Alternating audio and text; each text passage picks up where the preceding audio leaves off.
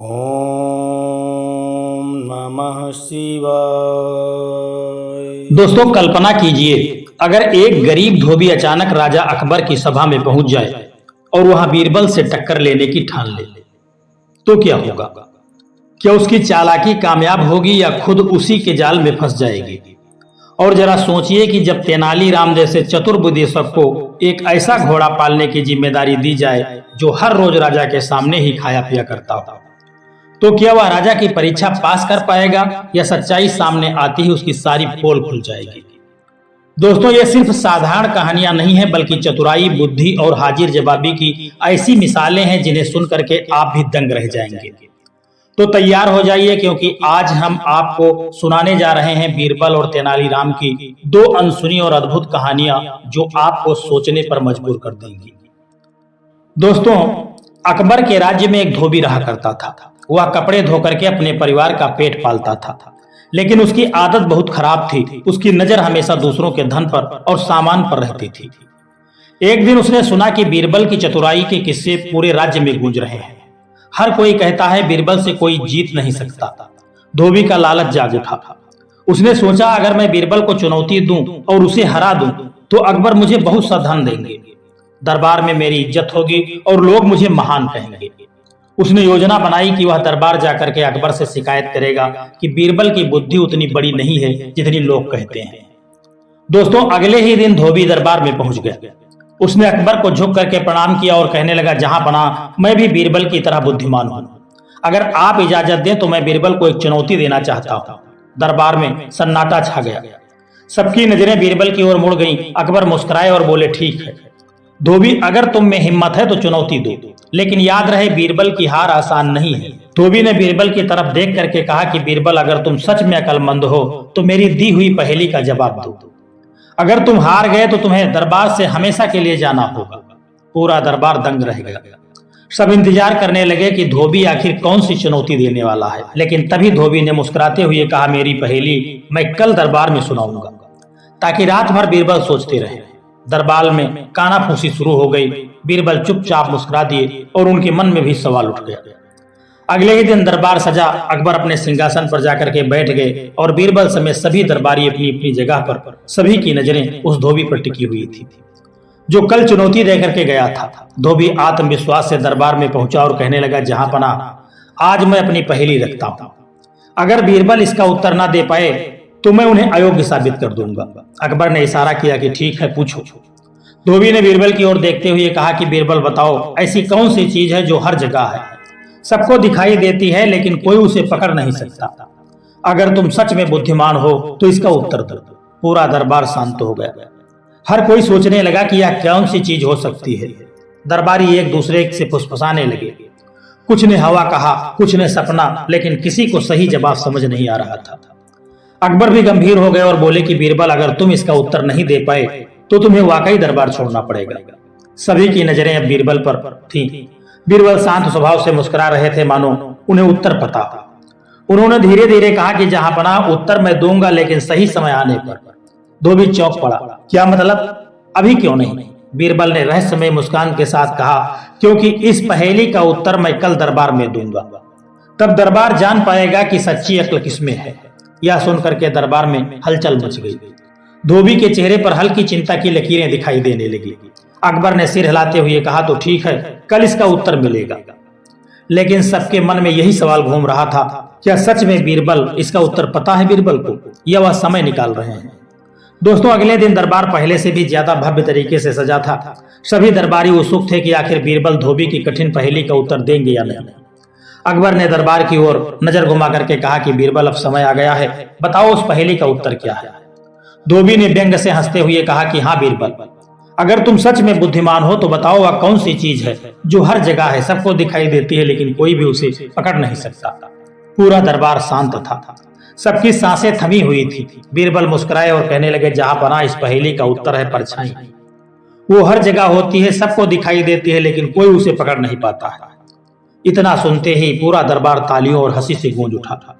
अकबर की आंखों में चमक आ गई, लेकिन धोबी का चेहरा उतर गया। उसने गुस्से में कहा, या तो मैंने आसान पहेली पूछी थी, असली चुनौती तो अभी बाकी है। बीरबल, अगर तुम सच में अक्लमंद हो तो मेरी अगली चुनौती को स्वीकार करो। अकबर ने उत्सुकता से पूछा, अब क्या चुनौती दोगे धोबी? धोबी ने रहस्यमय अंदाज में कहा, जहां पनाह अगली चुनौती बीरबल के लिए ऐसी होगी कि उनका पूरा जीवन बदल जाएगा। आखिर धोबी की अगली चुनौती क्या होगी? क्या बीरबल उसे भी हल कर पाएंगे? धोबी की आंखों में अब लालच से ज्यादा घमंड झलक रहा था। वह दरबार के बीच खड़ा होकर के कहने लगा, जहां पनाह मेरी दूसरी चुनौती केवल बीरबल के लिए नहीं बल्कि आपके लिए भी है। अगर बीरबल सच में चतुर हैं तो वे आपको इस कठिनाई से बचा लें, और अगर नहीं तो फिर साबित हो जाएगा कि बीरबल का नाम यूं ही फैला है। अकबर ने भौहें चढ़ा ली और कहा कि बोलो धोबी, चुनौती क्या है? धोबी ने चालाकी से कहा कि जहां पनाह मैं आपको एक डिब्बा दूंगा। इस डिब्बे में एक अनमोल वस्तु है। बीरबल को बिना खोले बताना होगा कि इस डिब्बे में क्या है। अगर वे असफल हुए तो उन्हें हमेशा के लिए दरबार छोड़ना पड़ेगा। पूरा दरबार हिल गया। सभी दरबारी सोचने लगे, बिना खोले कोई डिब्बे में क्या है कैसे बता सकता है? अकबर ने गंभीर नजरों से बीरबल को देखा और बोले कि बीरबल, अब यह तुम्हारी परीक्षा है। अगर तुम असफल हुए तो शायद मुझे तुम्हें दरबार से विदा करना पड़ेगा। धोबी ने डिब्बा आगे बढ़ाया। दरबार में सन्नाटा छा गया। बीरबल ने डिब्बा हाथ में लिया और हल्की मुस्कान के साथ उसे घुमाया।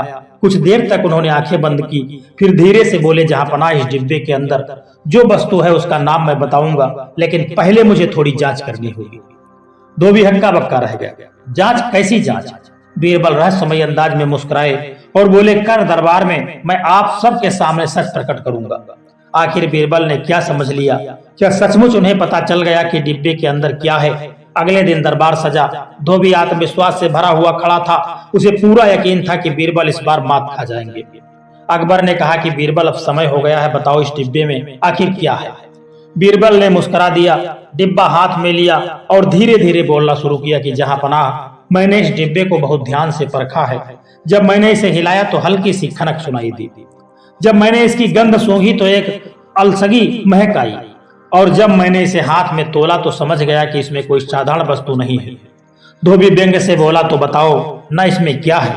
इतनी बातें क्यों बना रहे हो? बीरबल ने गहरी नजर से धोबी की ओर देखा और कहा कि जहां पनाह इस डिब्बे के भीतर ऐसी चीज है जो एक ईमानदार आदमी के घर में कभी नहीं मिल सकती, लेकिन लालची और कपटी आदमी के घर में हमेशा पाई जाती है। पूरा दरबार चौंक गया। धोबी के माथे पर पसीना चमकने लगा। अकबर ने उत्सुक होकर के पूछा, तो बीरबल साफ साफ बताओ इसमें क्या है? बीरबल ने धीमे स्वर में कहा कि जहां पनाह इस डिब्बे में है, और तभी उन्होंने वाक्य अधूरा छोड़ दिया। पूरा दरबार हैरान रह गया। धोबी चिल्लाया, क्यों रुके बीरबल? क्या तुम्हें डर लग रहा है कि जवाब गलत हो जाएगा? बीरबल ने रहस्यमय मुस्कान के साथ कहा, जहां पनाह असली जवाब कल मिलेगा। तब पूरा दरबार खुद देखेगा कि धोबी की चाल क्या थी। आखिर डिब्बे में क्या है? क्या बीरबल सचमुच धोबी की सच्चाई उजागर कर देंगी? बीरबल ने जब डिब्बे के राज को अगले दिन बताने की बात कही तो पूरे दरबार में खुसुर फुसुर शुरू हो गई। सभी दरबारी सोचने लगे कि सचमुच बीरबल को डिब्बे का रहस्य पता चल गया है। धोबी बाहर से तो आत्मविश्वास दिखा रहा था, लेकिन उसके मन में हलचल मची हुई थी। वह सोचने लगा, क्या बीरबल सच में समझ गए हैं? अगर उन्होंने डिब्बे का सही राज खोल दिया तो मेरी चाल तो पूरी तरह नाकाम हो जाएगी। उस रात धोबी चैन की नींद नहीं सो पाया। कभी वह डिब्बा खोल करके देखता, कभी उसे हिलाता, कभी सोचता, कल अगर बीरबल ने सबको सच बता दिया तो मेरी नाक कट जाएगी। धोबी की पत्नी ने पूछा, इतना परेशान क्यों हो? तुम तो कहते थे कि बीरबल कभी नहीं समझ पाएंगे। धोबी झुंझला करके कहने लगा, तुम नहीं जानती, बीरबल साधारण आदमी नहीं है। उनकी आंखें सब देख लेती हैं। मुझे डर है कि कहीं वह सच में न पकड़ ले कि मैंने डिब्बे में क्या रखा है। पत्नी ने सलाह दी, तो क्यों न तुम आज ही डिब्बे के अंदर की चीज बदल दो, ताकि अगर बीरबल ने कोई अंदाजा लगाया भी हो तो वह गलत साबित हो जाए। धोबी की आंखों में चमक आ गई। वह कहने लगा, हाँ यही सही होगा। कल तक डिब्बे का राज कोई भी नहीं जान पाएगा। उसने रात के अंधेरे में डिब्बा खोला और उसमें रखी चीज बदल दी। फिर उसने राहत की सांस ली और खुद से कहा, अब बीरबल लाख कोशिश कर ले, कल उन्हें शर्मिंदा होना ही पड़ेगा। उसकी इस चालाकी की भनक पहले ही बीरबल तक पहुंच चुकी है। सुबह होते ही दरबार सज गया। धोबी आत्मविश्वास से भरा खड़ा था, क्योंकि उसने रात को डिब्बे के अंदर की चीज बदल दी थी। उसके चेहरे पर घमंड साफ झलक रहा था। अकबर ने कहा कि बीरबल, अब देर मत करो, बताओ इस डिब्बे में आखिर क्या है? बीरबल मुस्कुराए और कहने लगे, जहां पनाह इस डिब्बे में वही चीज है जिसे धोबी ने कल रात बदलने की कोशिश की। पूरा दरबार हक्का बक्का रह गया। धोबी का चेहरा पीला पड़ गया। अकबर ने गंभीर स्वर में पूछा, क्या तो धोबी ने डिब्बे की चीज बदल दी है? बीरबल ने शांति से कहा, जी हाँ जहां पनाह। मैंने कल ही महसूस कर लिया था कि धोबी अपनी हार से डर रहा है और लालची आदमी की यही आदत होती है, सच छिपाने के लिए चालबाजी करना। धोबी गुस्से से कांपते हुए कहने लगा, झूठ, यह सब झूठ है। बीरबल सिर्फ मुझे फंसाना चाहते हैं। बीरबल मुस्कुराए और बोले, अगर यह झूठ है तो फिर जहांपनाह आप खुद इस डिब्बे को खोल करके देख लें। पूरा दरबार सांस रोक करके अकबर की ओर देखने लगा। अकबर ने धीरे से डिब्बे के ढक्कन को खोला और अंदर जो चीज थी उसे देख करके उनकी आंखें फैल गई। आखिर डिब्बे के अंदर क्या था? क्या सचमुच बीरबल का अंदाजा सही निकला? अकबर ने जैसे ही डिब्बे का ढक्कन खोला, सबकी नजरें अंदर जा टिकी। डिब्बे के भीतर एक साधारण पत्थर रखा हुआ था। अकबर हैरान होकर के बोले, क्या है? डिब्बे में तो केवल पत्थर है। पूरा दरबार ठहाकों से गूंज उठा। कोई बोला, इतनी बड़ी बड़ी बातें और अंदर से निकला सिर्फ पत्थर। तो कोई बोला, लगता है धोबी सच में बीरबल को मूर्ख समझ रहा था। धोबी का चेहरा शर्म से लाल हो गया। वह बड़बड़ाया, ना न मैंने नहीं, और इसमें कोई चीज रखी थी। पता नहीं यह पत्थर यहाँ कैसे आ गया। बीरबल ने मुस्कुरा करके कहा कि जहांपनाह, यही तो मैं कह रहा था, लालची आदमी कभी सच पर नहीं टिक सकता। यह धोबी कल रात अपनी चालाकी छिपाने के लिए डिब्बे की असली वस्तु बदलकर पत्थर रखाया था। दरबारी हंसते हंसते लोटपोट हो गए। अकबर भी हल्की मुस्कान रोक न पाए, लेकिन धोबी हार मानने वालों में से नहीं था। उसने अकबर से गुहार लगाई, जहांपनाह, मुझे एक और मौका दिया जाए। इस बार मैं बीरबल को ऐसी चुनौती दूंगा जिससे उनका सारा घमंड मिट जाएगा। अकबर ने गंभीर होकर के कहा, ठीक है धोबी, तुम्हें आखिरी मौका मिलेगा, लेकिन याद रखना, अगर इस बार भी तुम हारे तो सजा पाओगे। धोबी ने सिर हिला करके हामी भरी, मगर उसके मन में पहले से ही एक नई चाल तैयार थी। आखिर धोबी की अगली चाल क्या थी? क्या बीरबल इस बार भी उसे जीत पाएंगे? दरबार से लौटते हुए धोबी का सिर शर्म से झुका हुआ था, लेकिन भीतर उसका अहंकार भी जिंदा था। वह मन ही मन बड़बड़ाता जा रहा था, बीरबल ने मुझे 2 बार मात दी है, लेकिन तीसरी बार मैं जरूर जीतूंगा। इस बार मैं ऐसी चाल चलूंगा कि कोई भी उसकी मदद नहीं कर पाएगा। रात भर उसने नई योजना बनाई। सुबह होते ही वह दरबार में पहुंचा और अकबर को प्रणाम करके कहने लगा, जहांपनाह, आज मैं बीरबल को आखिरी और सबसे कठिन चुनौती देता हूं। अगर उन्होंने इसे हल कर दिया तो मैं हार मान लूंगा, लेकिन अगर असफल हुए तो आपको उन्हें दरबार से निकालना ही होगा।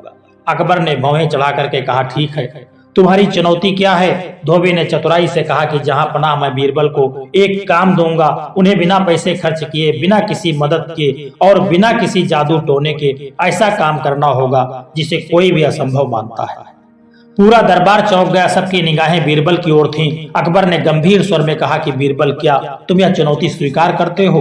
बीरबल ने मुस्कुराते हुए कहा कि जहांपनाह, चुनौती चाहे कितनी भी कठिन क्यों न हो, मैं उसे स्वीकार करता हूं, क्योंकि असंभव केवल उन लोगों को लगता है जो सच्ची बुद्धि का अर्थ नहीं समझते। धोबी सातिर हंसी हंसते हुए कहने लगा, ठीक है बीरबल, तो कल मैं तुम्हें वह असंभव काम बताऊंगा जिसे तुम किसी भी हाल में पूरा नहीं कर पाओगे। आखिर वह असंभव काम क्या होगा? क्या बीरबल सचमुच धोबी की इस नई चाल से हार जाएंगे? अगले दिन दरबार सजा। सभी दरबारी उत्सुक थे कि आखिर धोबी अब कौन सी नई चुनौती लेकर के आया है। धोबी अकबर के सामने झुक करके कहने लगा, जहांपनाह, मेरी आखिरी चुनौती यह है कि बीरबल बिना 1 रुपया खर्च किए, बिना किसी मदद किए ऐसा भोज करवाएं जिससे पूरा शहर खाए और सब तृप्त हो जाए। पूरा दरबार दंग रह गया। दरबारी फुसफुसाने लगे, यह तो नामुमकिन है। कुछ बोले, बीरबल चाहे जितने होशियार हो, यह काम तो असंभव ही है। अकबर ने गुस्से से धोबी की ओर देखा और कहा, धोबी, तुम जानते हो यह चुनौती किसी भी इंसान के लिए नामुमकिन है। तुम बीरबल को बार बार मुश्किल में क्यों डालते हो? धोबी चालाकी से मुस्कुरा करके कहने लगा, जहांपनाह, आपने ही तो वादा किया था कि मुझे आखिरी मौका मिलेगा। अब अगर बीरबल इतने ही बुद्धिमान हैं, तो उन्हें यह चुनौती स्वीकार करनी होगी। अकबर ने गंभीर नजरों से बीरबल को देखा और कहने लगे, बीरबल, अगर तुम इस बार असफल हुए तो मुझे मजबूरी में दरबार का नियम मानना पड़ेगा। पूरा दरबार हैरान था। धोबी के चेहरे पर जीत की चमक आई, लेकिन बीरबल शांत खड़े रहे। उन्होंने हल्की मुस्कान के साथ अकबर से कहा, जहांपनाह, मैं यह चुनौती स्वीकार करता हूँ। कल ही मैं पूरा शहर बिना 1 भी रुपया खर्च किए भोज कराऊंगा। धोबी हक्का बक्का रह गया। वह सोचने लगा, क्या सच में बीरबल के पास ऐसा कोई उपाय है या सिर्फ उनकी चाल है? आखिर बीरबल यह असंभव काम कैसे पूरा करेंगे?